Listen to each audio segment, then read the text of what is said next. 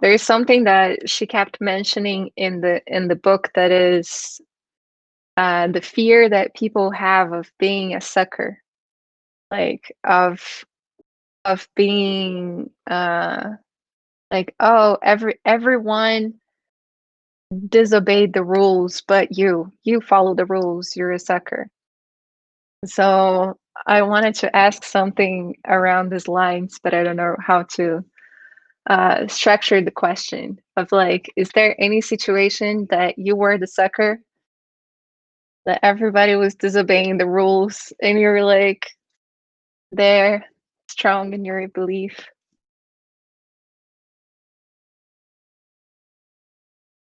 Well, coming from a country like Colombia, that, by the way, if you know the news, it was the first one as the most corrupt in the world recently. So, yeah, I get that feeling really often because, oh man, the rules here are like a paper that they use, I don't know, maybe in the bathroom. So, yeah, I always feel like that I am the sucker, but God damn, I'm working so that can change eventually because, oh, it's terrible.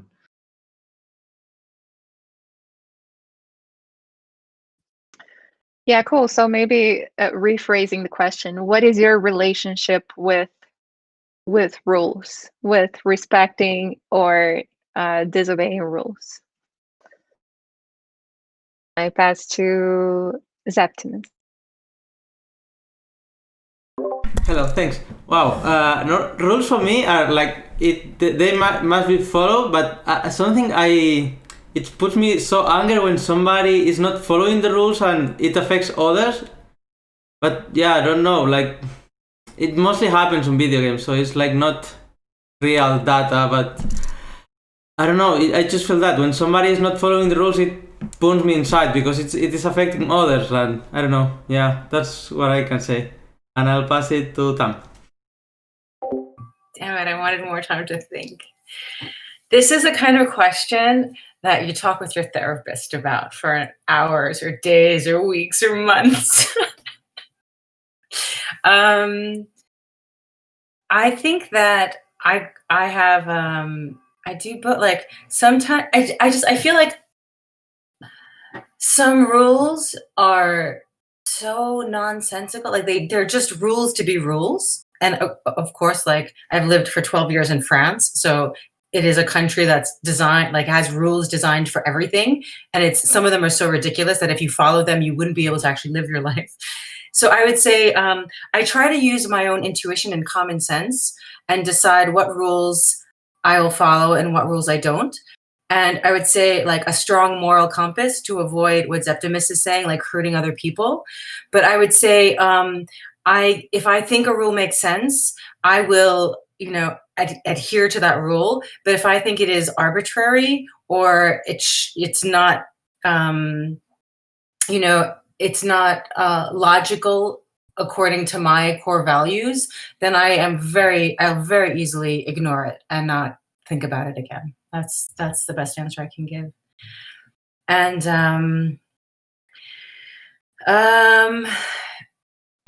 Juan Carlos, are you here? Oh. Yes. I will pass this to you now. Thank you, Tamara. Well, I think I would place myself between Mateo and Tamara because, as Mateo said, here in Colombia, like rules only apply to certain people, and there is other people that can like pass through rules, and there's also a common saying here that is like rules are meant to be broken. So it's like in that sense, I am not really like happy about some rules and some social agreements we historically have made as humans, as a humanity. But also I would place within the side of Tamara that I have like a moral compass that is my inner conviction. That is what tells me what is really right and what is wrong. So maybe like if there's a guard in the door of a building and he's just telling me you are not going to pass, and there is something that calls me to go into that building, I would do like I would try to pass over that guard because that's what my moral conviction is telling me. And but also when there are things that I agree that those are like really solid boundaries for me and my behavior. And I will pass the question to Santi. I don't know if you have gone. Thank you, Juan Carlos. I'm on the local sphere. I usually follow the rules because I know the people around me and I know the community around me. On a major scale, like state and global, I actually fuck the rules. And lately, more and more and more, I'm reaching the point where I don't trust any shit government, big institution, and crap around. And that's how I feel. So I'll pass it to Jessica.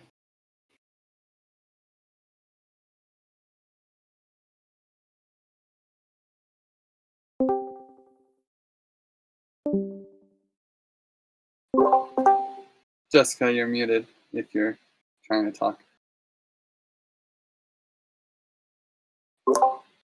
Otherwise, I can take it. One of the challenges I have in my life is irreverence. It's like a constant battle for me. And so I have to, when there's a rule, my instinct is to break it. It doesn't matter the origin of the rule, unfortunately. That's why it's a challenge that I have to have awareness in my life with.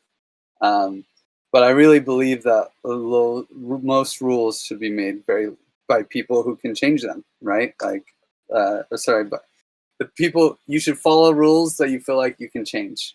And you will follow rules that you can feel like you can change. And I think that's something that I hope we can ascribe to and we can create. And it's one of Eleanor Ostrom's principles. And yeah, I think we can do it. It seems like a good principle to follow. I will pass it to, how about Dan? I don't know, man. It's a tricky question for me. Yeah, I don't know. I had a difficulties with this relationship through my life with rules. I was born in Venezuela. My family are, 3 generations back, we are all political exiles. There's been a struggle through my family's history in many ways. And as I grew up, I grew up in Europe a little bit, and I was kind of violent anarchist to a degree. I remember, I remember in Barcelona learning at, 13 years old how to make bombs and poison and whatnot. And coming back to Venezuela, going against the government, I through my work with NGOs and grassroots organizations, I've been shot at, staff down here. I've been thrown out a bridge. In Europe, we used to have these parties, like they were breakout parties, like, we just found a building that was going to be demolished, and you just get people like beat hammers and you bend your anger on the walls and whatnot that are marked because, you cannot just throw everything away. But I grew up very, very violent at some point, and I had to go through a lot of processes to take that anger away from me. That was difficult. It's been fun. It had some very, very dramatic moments that I'm not going into, but otherwise, like, right now, I like the fun part. I still like, what is justice? That is a good question, because down here in Venezuela, you really don't have like rules. You don't have a government that you can follow, like leaders that you respect. So just at least having the compass of, this is for all of us. Like, like taking actions that take us towards a triumph for all of mankind, take the history of humanity forward. That's something that drives me. And this whole idea of the noblesse oblige, nobility obliges, and those kinds of things. Like, in all regards, every action must be like fine in those degrees. Yeah, I guess like it was a long journey, but anyway, I'm gonna pass it to Soul's sister. Man, I've been hearing you talk a lot lately. You're pretty awesome. Hi, Shavnan. I don't know if you heard the question, but what is your relationship with rules? Yeah. So, and Dan, thanks for sharing. So then, okay, let me then go back. Also, I was born in Turkey, and I came to Germany at the age of 10. And Turkey is more like rules. Whose rules? And mostly you adhere to the rules of your family. Anything that goes beyond outside your building, outside your city, the less binding it is, right? So, and these are really worldviews. Anyways, don't go in there. But in Germany, it's the exact opposite. Like, you start from first the streets need to be cleaned up, and then you go back and clean at your home. And it's the exact opposite, but these are so clear rules in Germany that it was perfect for me growing up. And I actually met a friend at the university from Turkey. We were in the elementary school together. And she listened to me, and she's like, after half a day we spent together, she's like, you know what? It's good that you're not in Turkey. They would eat you alive. So in a sense, I think it's super important to have clear rules. But things also become transactional if they're just rules and you just adhere to them, and then there needs to be a balance. And I think we're at a stage where we know the complexity of the systems we are entangled in are not that we could come up with the perfect rule sets, be it 10 or 2, or be it the Nobel Prize winning one. We really need a method with which every one of us can check, is this consistent to my values? And is this still consistent to this group's values? And if I see inconsistency, how can I speak about this without having that I put myself out there, or that I, brought disharmony to this? So I think coming up with such a method that would be simple and, easy to get into, that would be my dream. Other than that, I check rules whether they make sense. Have I ever broken a rule? I don't think so. So but exactly. So it's super cool to be in this group together with so many different experiences, and still having met each other now means like we are seeing direction, right? Would be cool to come up with a simple, clear, purposeful rule that lends itself to adapt to where we need to go. Okay, Tonga? Did you go? So I usually follow the rules. I don't like trouble. I am very quiet, so yes. I've done a few things that break the rules. For example, I had a fake ID when I was 16, but for going to discos, and also I brought weed from Canada to the US, but because I didn't know, I had it in my bag, so I didn't realize. But other than that, I am very quiet, and I follow the rules. I don't make big trouble. I don't know who is left.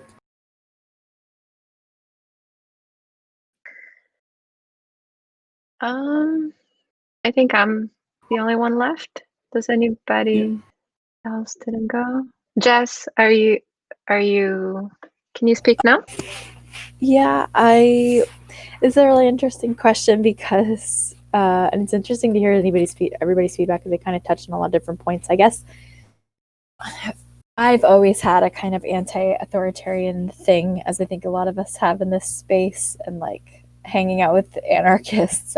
But I think what anarchy, or like, there's so many angles to it. So I think part of it is really it comes down to responsibility. And I had a certain view my whole life, and feeling like, growing up in the States, I felt like very much in a police state and had this like whole thing against certain rules. And I went through this program with Sadhguru actually called Inner Engineering.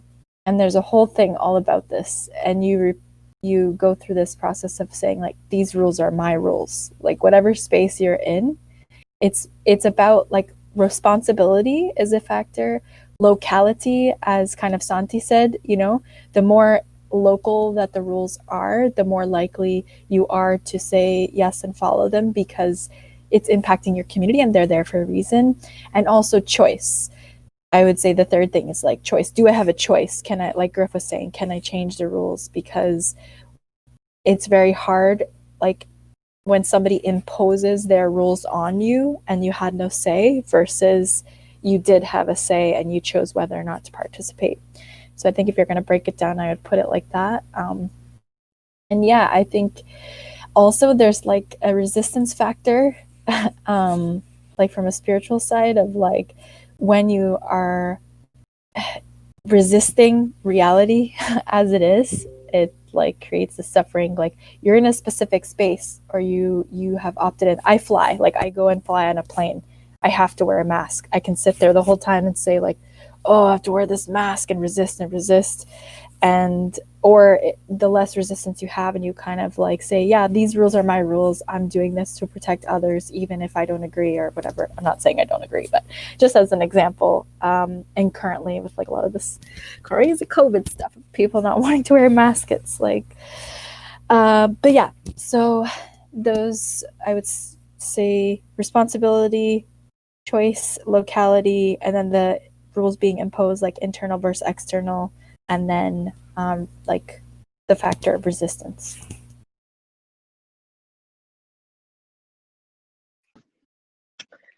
I think for me, it's interesting to hear the Latin American crew speaking, because I think it does influence a lot on this perspective for rules. In Brazil, we have a saying that is the jeitinho brasileiro. It's like this little sneaky way that you act that only Brazilians know how to act. And I feel like this was so embedded in the culture that only recently, like very recently, this started to be a conversation that people were like, oh, maybe it's not cool to have the jeitinho brasileiro, like maybe this is contributing to the macro culture of corruption. And it's like in each one of us to take this responsibility and see what are the corruptive acts we've been taking, like in every little situation, because that seemed cool, because that was like a rebellious way of being that everyone took like a national pride on almost. And yeah, I agree with a lot that has been said. And I think for me, I did have a lot of problems with authorities, not necessarily with rules, but with like an authority makes me immediately want to challenge it. And that has been like positive in many ways, and very negative in many other ways. So I think I've been looking a lot into that lately as well. And I think those were really good points that you brought, Jess, of this like all of these different instances, and what Santi said as well, of like local versus like either if you have a choice around that rule or not. So hopefully we are building this culture that we do have a choice around the rules that we're making. Thanks everyone for this very insightful and vulnerable answers. That was really cool. Everyone is in the agenda that it's in the Softgov channel. I would like to pass the word to Shabnan, that we've been talking about the working group 0, and today we had a bit more of a conversation around it on how to bring, in her words, an ethnography of token engineering community. I think we're in this moment that it's really important to look more into this relationship and in the token engineering community and their needs, as well as because we grew kind of an extension of the token engineering community with the token engineering commons, and now it's good to look into this relationship and into the token engineering community and see how we can support each other and eventually become one. So I would like to pass to Shabnan. So I think ever since the beginning, everyone is like, how many token engineers are out there, or who are token engineers? And every time we try to define it, we say, okay, this is transdisciplinary. People come with different backgrounds, and we flip this crypto economics flower out there. It basically captures academic, but we're not even just academics, right? So that's one big interesting question that we had ever since the beginning, right? Who are these people, and are we a community, or how are we going to come together? We had this token engineering global gathering, etc. So there is a community for sure, and it likes to exchange with each other, but only at certain events. Let's put it like that, right? And I believe we are now a place really where there is interesting exchanges coming out, and people are,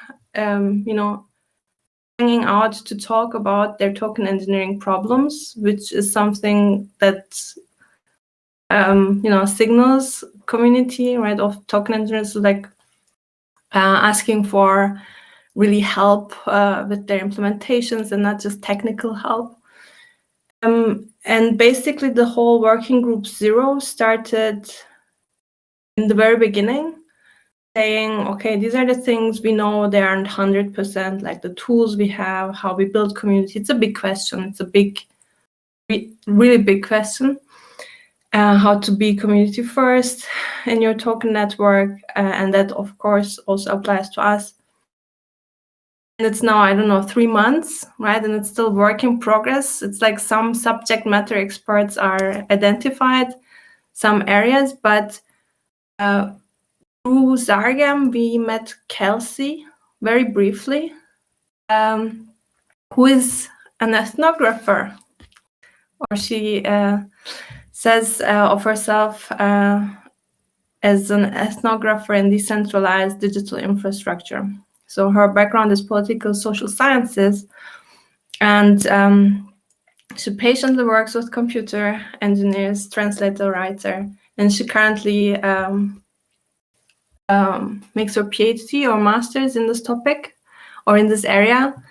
And that's where basically the idea came. So this is the most important to all of us, I guess, to really have a sound community of token engineers who, when they have, all the access to all financial or R&D resources they would ever wish for, how do they come together and build something great? And what will that be? How will they interact with each other? What are their needs?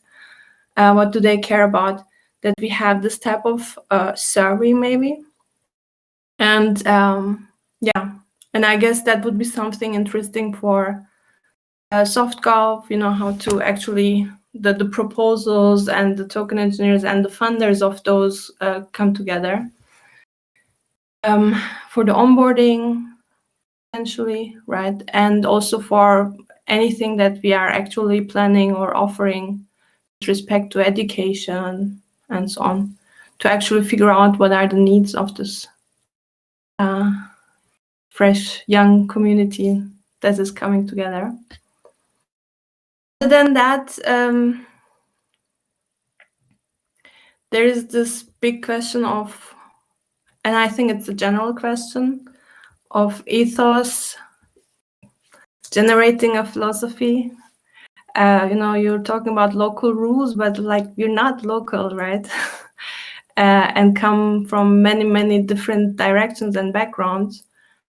It's an amazing R&D opportunity to find a method that works for such a diverse group. Actually come up with their sets of answers and then keep those answers in check for themselves, but also for the community. And that's basically what Fabian brought in. And also recently Durga Das, Regis. I don't know if some of you met them, I guess. And also Regis comes with a framework model that actually has the same roots as Fabian's framework. So that's why I think it's a pattern that we can make use of. However, that is something that not just token engineering community would benefit from. That's a huge topic currently, for example, in Dada, where I'm fully involved. So that would be something where I said, we can do this as a parallel project or kickstarted or exchange with the projects that are currently heavily thinking of community building. We could also spin it out or kickstart it as the part of this working group. Omega. Depending on where the other working groups are at. Is this a governance topic or is it a more philosophical R&D topic? I'm curious about your evaluation.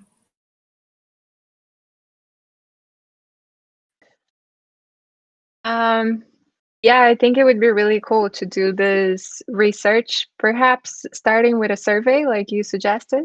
Do you think this is a good first step? Cool. So I like that. And basically that would just mean we ask Kelsey what she thinks about it and whether she can come up with questions and basically pass those questions around. That would be it. And then try and reach every potential token engineer we came across to actually do this survey. That would be it. Yay, amazing. That sounds exciting. Does anybody has any comments around this? Questions or comments?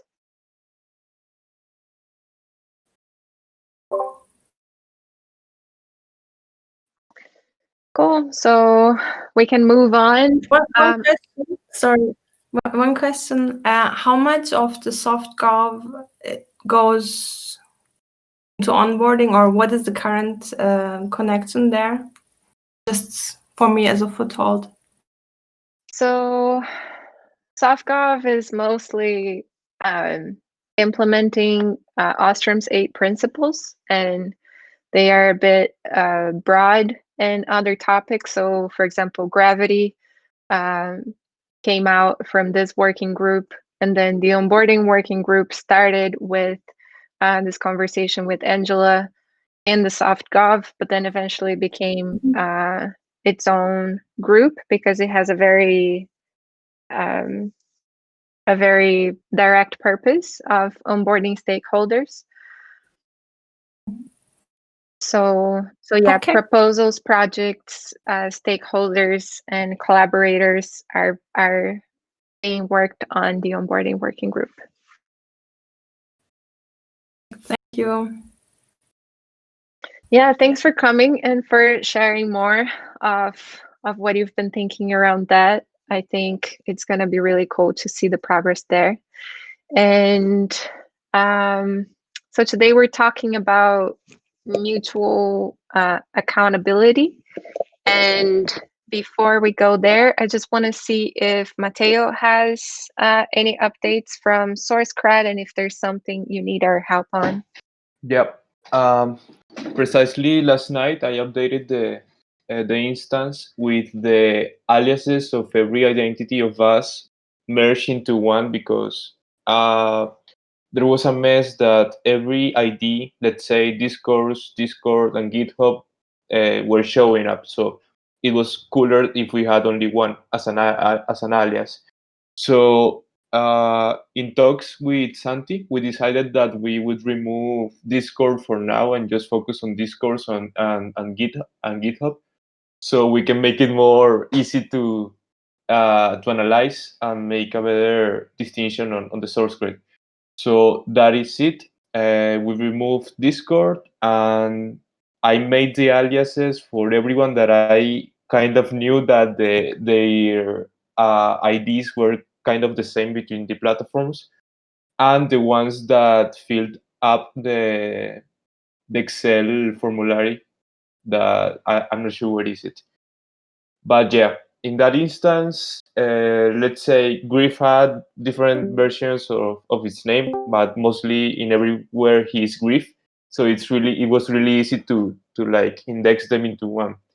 But maybe I don't know, someone has different names between the platforms. So we have to make sure that Excel is completely filled with everyone that is active right now, so I can check one by one that is merged into one alias. I think that's the trouble so far. But and yeah, maybe check on the weights and that discussion. I know that Santi is discussing that and thinking about that more thoroughly. So if you want to add something up to there, Santi, I pass you the mic. Well, just basically from the experience we've had through OneHive and other communities, we see Discord is very risky. There's easily anyone can join. There's a lot of parameters. There's a lot of things that you can tweak. And from the same token, most of us are going to be or already are joining the forum. The forum has several things. First, it's the interaction is quite more measurable. It's not so bright, so big. Also, during the first 15 days, you are not your contributions are measured, but you don't get credit. You have to raise one level, and that takes place 15 days after you join if you've been active. So it's easier to control, and we think that using those that input as testing, as an initial test, it's much better. After we see how the figures are evolving, we can little by little think if we want to add something from Discord, just one specific channel or one specific type of actions, and see the outcome. But I'm a little not concerned, but I want to really go little by little, because it's Sourcecred is wonderful, but it's a beast, and you gotta be careful with it, because things can really get wild if you are not really taking close attention into it. So that's the initial idea. Do the testing with Sourcecred and with Discord, the forum, and GitHub, and see the outcomes, and then discuss, present it to you guys, and decide from there.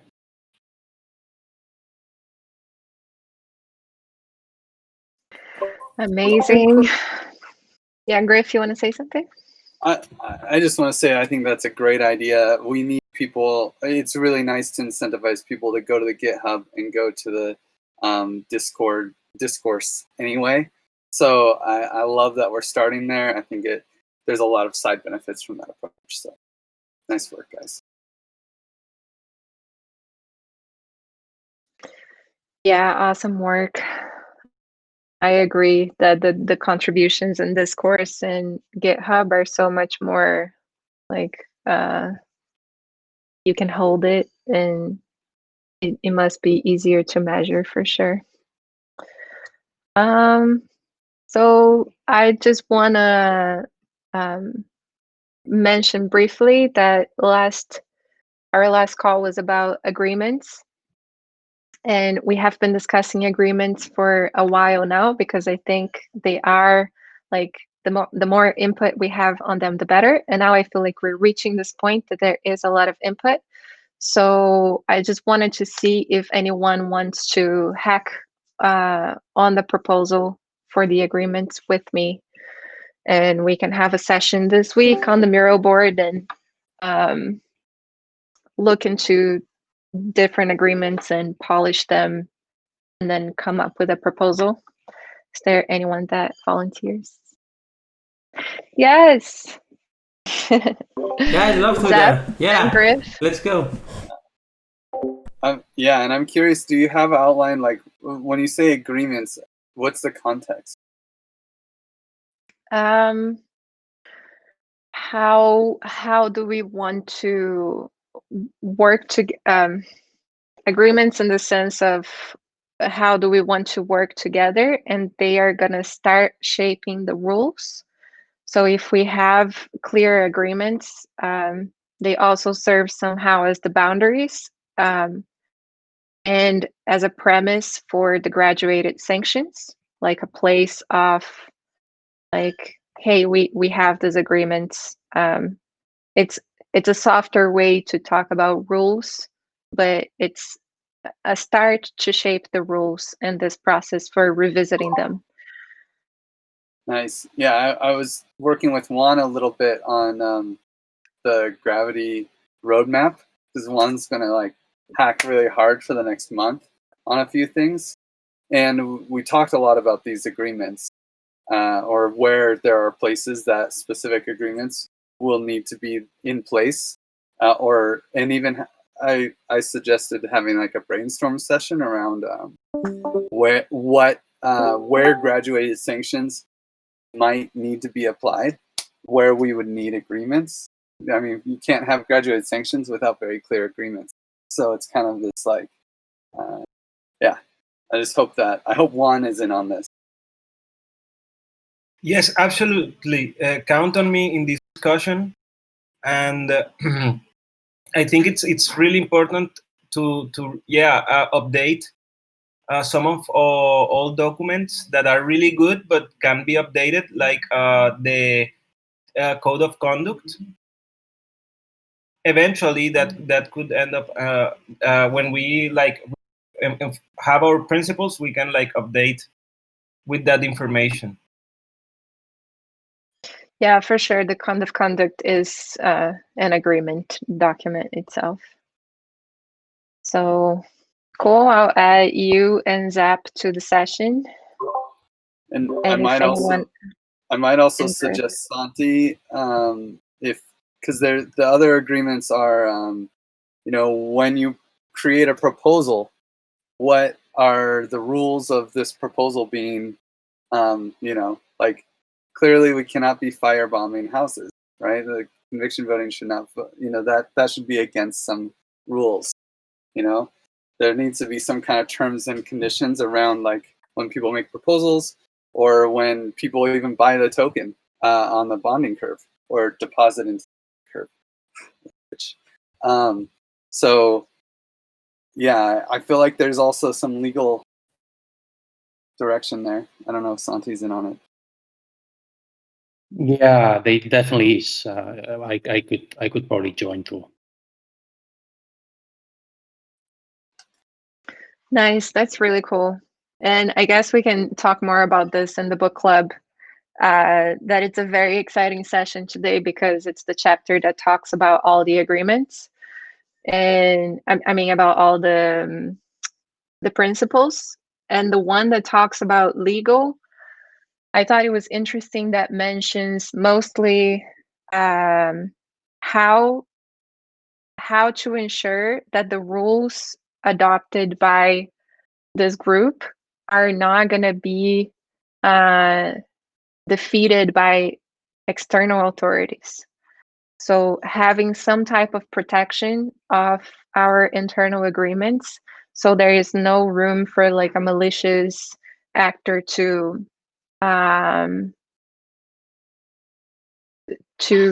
take advantage of the system based on the rules that we make, if that makes sense. But that would be nice to discuss it with you, Santi. That's a super important point, and goes towards legitimacy and that consistency that I mentioned, right? So you can put up a disclaimer saying, hey, you agreed to this, and then when you join, you agree to this, but literally you can't find a lawyer anywhere to actually take that to the court, except if this agreement is really consistent in itself, that it would really uphold in any logical jurisdiction, right? So, and I think, yeah, it's a great question. If you can somehow share the results, I don't know how we can help support, but that's definitely a connection where I see that more or less cutting edge research could be actually super helpful for all of us involved. Do you want to join us in the session? I would love to, but I cannot. So, but if you share any insights or any recording, I'll make sure that, for example, Fabian also gets it. And okay, awesome. So about this question, right? Legitimacy, and how do we get what we agree upon, also not be attackable by some, jurisdictions, laws, and lawyers and lawsuits. Cool. Okay, great. I'll keep you updated then. And we were going to start talking about mutual accountability, that I think it has a lot to do with this conversation. So mutual accountability in the sense that having someone external to what we're doing to enforce the agreements that we are creating, it's a really bad idea. So how can we promote the self-enforcement and the monitoring of these rules by us, by the people that are using the system? And that's why the question around, like, what is our relationship with rules, because that comes up when, like, if I have a very bad relationship with rules, it's probably going to be hard for me to ensure that someone else is also, like, applying to the rules. But then if we create them in a way that it's very inclusive, and if we have a very clear system for how to change them, that it's what you mentioned, Shabnan, in the beginning in your check-in, I think this would be great, and that's probably what we need to develop. I think I took a note of what you said. That is a simple method, a method to check if the rules are consistent to the values. I thought that was really insightful and something that would probably help in mutual accountability. And when we started to talk about accountability in the mural board back in, like, many sessions ago, a lot of the answers around what makes you accountable had to do with trust and with the relationships that we develop. So also keeping that in mind for, like, designing mutual accountability methods. And I want to pass to Juan, because a blog post this week called Monitoring Proposals that also goes into that topic. Well, there are actually two topics I would like to refer in this intervention. And the first one would be the gravity, and then the monitoring proposal, because in the monitoring proposals blog post in the forum, basically it was an open discussion on the possibility to retire proposals from the conviction voting app, and like who can be in charge of that responsibility. But that question then leads to the Gravity Forum post that the Gravity group would be the one that would be accountable and responsible of taking that decisions. So I think this is a really key point for the Gravity proposal and for our conflict resolution and looking for legitimacy, because what I am initially proposing, and I would really like to receive feedback, is to have like an 8-session training of conflict resolution, about alternative dispute mechanisms, about anti, and with 2 like really practical sessions, like so that we can ensure that after the 8 sessions we have at least a minimum like formation in these topics, so that we can have like a group that is legitimate and is the one that would be able to address certain conflicts in the organization, and also to take the responsibility of the graduate sanctions. So I would really love like the feedback on both documents. The Gravity Forum post still is like being written. I want to have like advisory before putting it in the forum.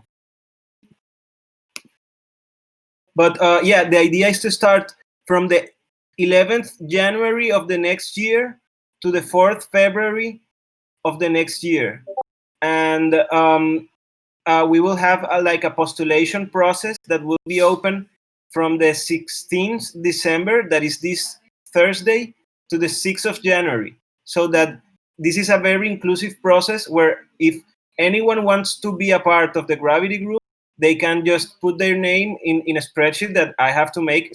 I still haven't made it. And then after, from the 11th January to the 4th February, we will have our capacitation in mediators of the organization. And then I have like study topics, and I would really love also if you can suggest or change one of these topics, or if you think that there's something missing, because the idea is that this course is very transdisciplinary, is very inclusive, that we don't only use one theory, but that we can contrast different theories, and that we can also like help to build our own common language. Thanks, Juan. Does anybody has ideas of what would be an interesting system of mutual accountability, or any questions around this topic? I think we could discuss what would be the bad habits people in the community could have, and when we know what are the bad habits, we start to build a system. There is, you probably all who read the book know, but the system of like you go to the I don't know how to explain it, but when you go to take the water, on the book says, for example, when I finish, then for example Libby goes, and Libby is taking care, I finish when my time finish, because she is interested, I finish fast because it's his turn. And that system, and if we put all the bad habits we could have in there, and then build a system around that, I think that would be a great idea. And I also believe that following what we do in Give, for example, with Brief, as a peer feedback evaluation system would be really cool for small interactions of what do you think about your partner or the one that is working besides you. Not always you're working alone, but every time you can make feedback for yourself, feedback for your partner or the next one, and feedback for someone you don't even know, just by perception. So we can make a system of evaluation and feedback that can grow with time. But I think accountability is not reliable on the power that someone is imposing on you, but how do you feel about the work that you are doing and how people see the work that you are doing is making value or not. So your level of being held accountable is related to the perception of the value that you make, and evaluation and feedback is the best measure for that. That's my input.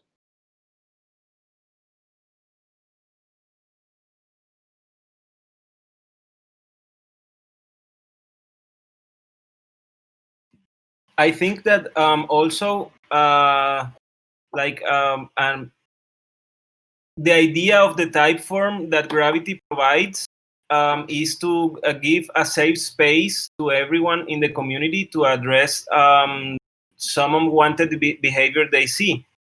And I think that's like also a way of mutual accountability, that anyone can like write privately any suggestion to the group of experts that then will try to strategically propose a way to deal with the issue. So that's like very connected. Yeah, I really like the what you said, Mateo, to have like a culture, because that adds ritual too, and it also connects people somehow if there is this like constant culture of feedback. I didn't know that happened on Give It. Maybe you guys can like facilitate a process sometime. That's really improvised by Grief. I mean, in the months that we have done, it's really amazing. Every time that I've been to that process, I think we have rocket. Yeah, it's just, and I do it in the comment stack too, Livia. I just not.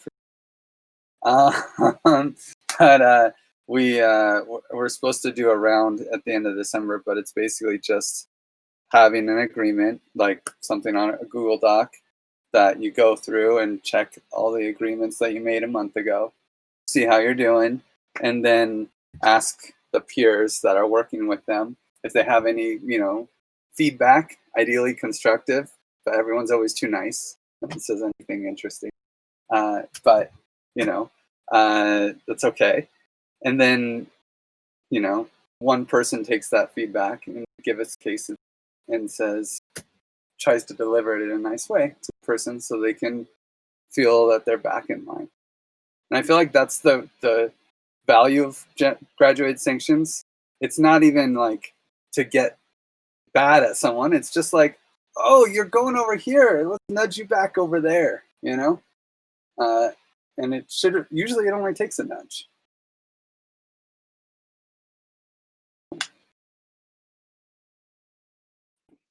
Cool. Does anybody else has something more to add?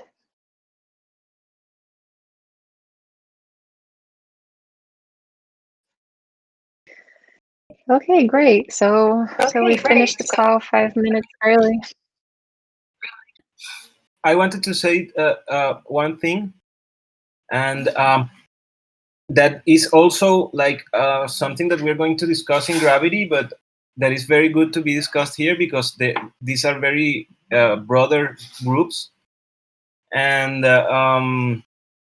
it's about a protocol for calls, because I've noticed that in most calls the facilitator or the leader of is at the same time like the moderator of the call if anything happens.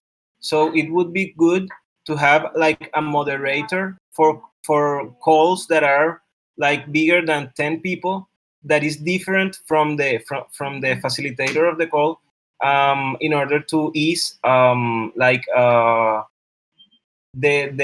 good flow of the call. And even if the facilitator is like extending or overpassing time in their interventions, that the moderator can be respected and respect the agenda. So yeah, I think this is a good topic, and it fits mostly on the community stewards working group, because now we're gonna give it a structure to the community stewards to discuss all of these things that we haven't been discussing and that are important. So we're going to talk about this tomorrow in the community steward call. So I'll give you the agenda if you want to add that topic.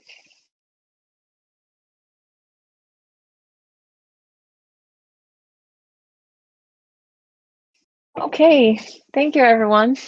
And we're going to be right here on the book club in 3 minutes. So I hope to see you all there. And even if you didn't read the chapter, I think it's going to be a cool discussion today.